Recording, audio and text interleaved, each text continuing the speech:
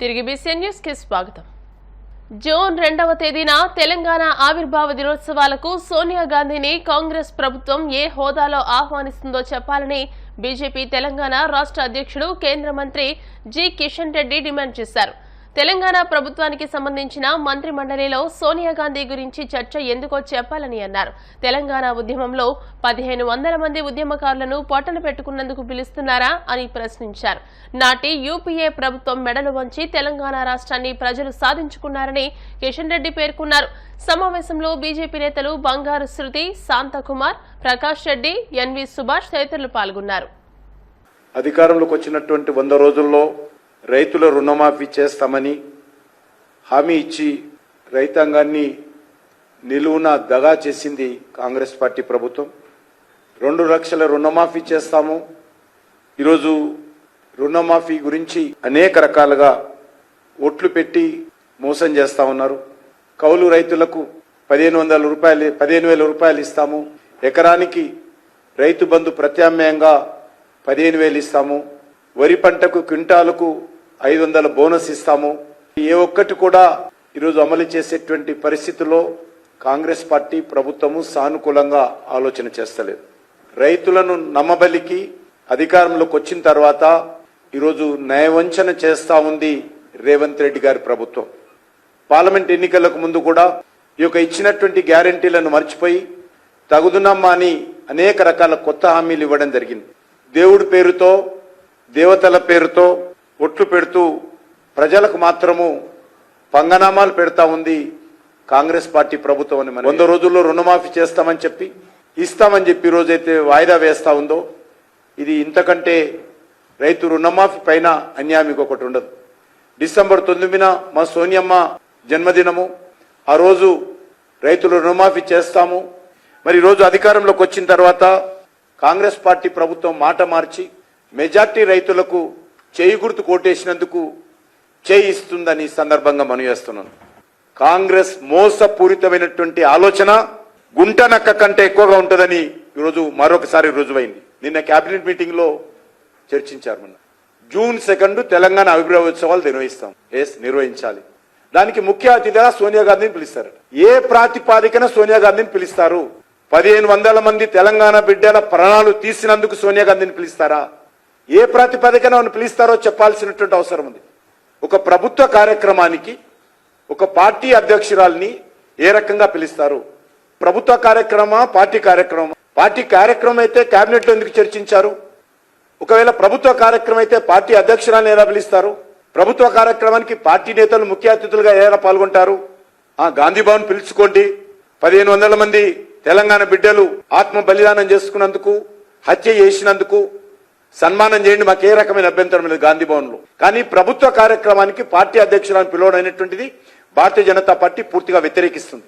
సోనియా గాంధీ ఇవాళ తెలంగాణ ప్రజలు దంచి తెచ్చుకున్నారు. 3.5 కోట్ల మంది ప్రజలు సకల జనుల సమ్మె చేసి కేంద్ర ప్రభుత్వాన్ని మెడలు వంచి అనేక బలిదానాలు చేసి, అనేక త్యాగాలు చేసి, అనేక పోరాటాలు చేసి దిక్కుతోచని పరిస్థితుల్లో ఇవ్వాల్సి వచ్చింది. పార్లమెంటులో భారతీయ జనతా పార్టీ ఆ రోజు పూర్తి స్థాయిలో తెలంగాణ ప్రజల గుండె చప్పుడై సుష్మా స్వరాజ్ గారి నేతృత్వంలో పోరాటం చేశాం కాబట్టి తెలంగాణ వచ్చింది తప్ప సోనియమ్మ దయాదాక్షిణ్యాలతో తెలంగాణ రాలా. మా ప్రాణాలు 1500 ప్రాణాలు తెలంగాణ ప్రజలు తీసుకొని మమ్మల్ని చంపి తప్పనిసరి పరిస్థితుల్లో ఆ రోజు మన్మోహన్ సింగ్ గారి ప్రభుత్వము తెలంగాణ ఇవ్వాల్సి వచ్చింది. ఇవ్వాల్సిన పరిస్థితి తెలంగాణ ప్రజలు కల్పించారు. తెలంగాణ ఇచ్చిన కాంగ్రెస్ అధినేత్రి సోనియా గాంధీని కేంద్ర మంత్రి కిషన్ రెడ్డి, బీజేపీ నేతలు విమర్శించడం సరికాదని పీసీసీ ప్రధాన కార్యదర్శి అద్దంకి దయాకర్ పేర్కొన్నారు. తెలంగాణ ఆవిర్భావ వేడుకల్లో సోనియా గాంధీ ఏ హోదాలో పాల్గొంటారని ప్రశ్నించడం బీజేపీ సంస్కృతి సంప్రదాయాలకు, మహిళలకు ఆ పార్టీ ఇచ్చే గౌరవానికి నిదర్శనమని అన్నారు. ఇప్పటికైనా ఆ పార్టీ నేతలు ఆలోచన తీరు, వ్యవహార శైలిని మార్చుకోవాలని హితవు పలికారు. తెలంగాణ రాష్ట్రం ఇచ్చిన తల్లిగా సోనియా గాంధీని తెలంగాణ సమాజం గౌరవిస్తోందన్నారు. సోనియా గాంధీపై కేంద్ర మంత్రి కిషన్ రెడ్డి వ్యాఖ్యలను తీవ్రంగా ఖండిస్తున్నట్టు తెలిపారు. తెలంగాణ ఇచ్చిన తల్లి సోనియా గాంధీ గారి మీద కిషన్ రెడ్డి గారి కామెంట్స్ చూస్తే నవ్వు వస్తుంది.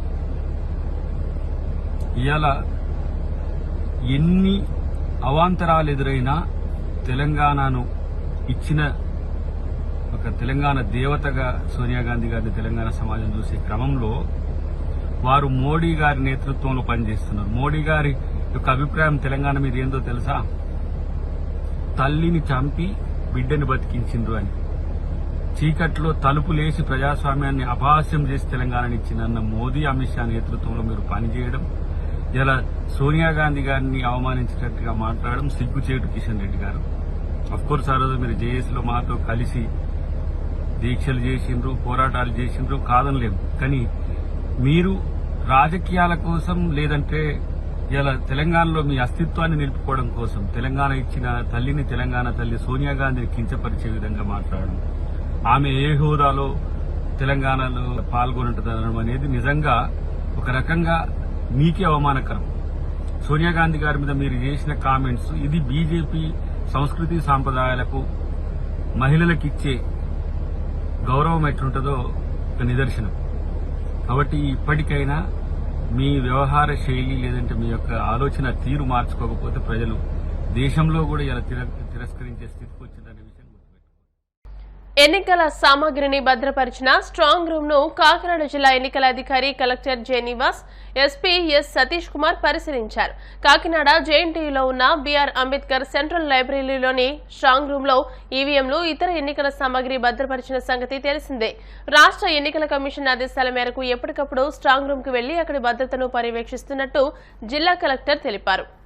సిసిఎస్ ఏసీపీ ఉమామహేశ్వరరావును ఏసీబీ అధికారులు రాత్రి హైదరాబాద్ అశోక్ నగర్ లో అరెస్ట్ చేశారు. ఆదాయానికి మించి ఆస్తులు కలిగి ఉన్నారన్న కేసులో ఉమామహేశ్వరరావును అదుపులోకి తీసుకున్నారు. ఏసీబీ సోదాల్లో భారీగా అక్రమాస్తులను గుర్తించారు. 38 లక్షలు 60 తులాల బంగారం స్వాధీనం చేసుకున్నారు. మార్కెట్ విలువ ప్రకారం అతని వద్ద 40 కోట్ల అక్రమాస్తులను గుర్తించారు. ప్రకాశం జిల్లా కనిగిరి మండలం మాచవరం గ్రామ సమీపంలో జాతీయ రహదారిపై ఘోర రోడ్డు ప్రమాదం చోటు చేసుకుంది. ఈ ప్రమాదంలో ఓ మహిళకు గాయాలు కాగా లారీ డ్రైవర్ క్యాబిన్లోనే పూర్తిగా దగ్ధమయ్యాడు. ఈ ప్రమాద ఘటన చూపర్లను పూర్తిగా కలిచివేస్తుంది. జాతీయ రహదారిపై ఆగి ఉన్న కంటైనర్ ను ఓ ఆయిల్ ట్యాంకర్ వెనుక నుంచి బలంగా ఢీకొట్టింది. ఒక్కసారిగా ఆయిల్ ట్యాంకర్లో మంటలు చెలరేగడంతో డ్రైవర్ అక్కడికక్కడే సజీవ దహనమయ్యాడు. కనిగిరి నుంచి పామూరు వైపు వెళ్తున్న పార్సెల్ వ్యాను, పామూరు నుంచి సెంట్రింగ్ సామాగ్రితో కనిగిరికి వస్తున్న లారీ మాచవరం గ్రామ సమీపంలో ఢీకొన్నాయి. ఈ ప్రమాదంలో లారీ వెనుక చక్రాలు ఊడిపోయి రోడ్డు పక్కన ఆగి ఉన్న మహిళతో పాటు మరొకరికి గాయాలయ్యాయి. క్షతగాతులను స్థానికులు ప్రైవేట్ అంబులెన్స్ లో కనిగిరి ప్రభుత్వ వైద్యశాలకు తరలించారు.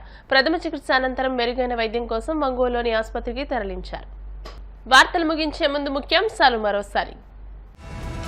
ఘనంగా విక్రమసింహపురి విశ్వవిద్యాలయ స్నాతకోత్సవం, ముఖ్య అతిథిగా హాజరైన AP governor Abdul Nazir.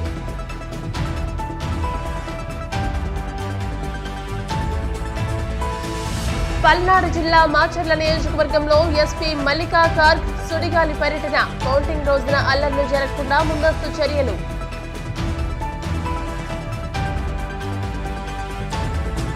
Subsidy రుణం నుంచి లంచం డిమాండ్ చేసిన GM Murali arrest, red handed గా పట్టుకున్న కాకినాడ జిల్లా ఏసీబీ అధికారులు.